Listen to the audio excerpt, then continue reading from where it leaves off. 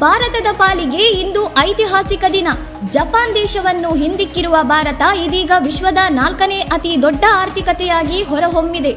4180 billion US$ GDPಯೊಂದಿಗೆ ಭಾರತವು ಜಾಗತಿಕ ಮಟ್ಟದಲ್ಲಿ 4ನೇ ಸ್ಥಾನಕ್ಕೇರಿದೆ ಎಂದು ಸರ್ಕಾರದ ಅಧಿಕೃತ ಹೇಳಿಕೆ ತಿಳಿಸಿದೆ.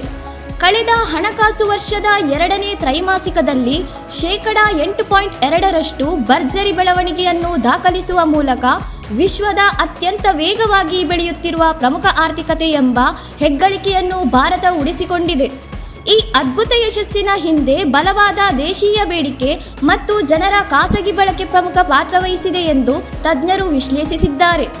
ಜಾಗತಿಕ ಮಾರುಕಟ್ಟೆಯಲ್ಲಿನ ಅನಿಶ್ಚಿತತೆಯ ನಡುವೆಯೂ ಭಾರತದ ಮಾರುಕಟ್ಟೆ ಬೇಡಿಕೆ ಮತ್ತು ಹೂಡಿಕೆಯ ಆವೇಗವು ಈ ಐತಿಹಾಸಿಕ ಏರಿಕೆಗೆ ಕಾರಣವಾಗಿದೆ. ಇಷ್ಟಕ್ಕೆ ನಿಲ್ಲದ ಭಾರತದ ಓಟ 2030ರ ವೇಳೆಗೆ ಜರ್ಮನಿಯನ್ನು ಹಿಂದಿಕ್ಕುವ ಗುರಿ ಹೊಂದಿದೆ. ಭಾರತದ GDP 7300 ಬಿಲಿಯನ್ US$ ತಲುಪುವ ಮೂಲಕ ವಿಶ್ವದ 3ನೇ ಅತಿ ದೊಡ್ಡ ಆರ್ಥಿಕ ಶಕ್ತಿಯಾಗಿ ಮೂಡಿಬರಲಿದೆ ಎಂದು ಅಂದಾಜಿಸಲಾಗಿದೆ. ಹೆಚ್ಚಿನ ಮಾಹಿತಿಗಾಗಿ ನೋಡ್ತಾ ಇರಿ ಸೌರಂ ಟಿವಿ.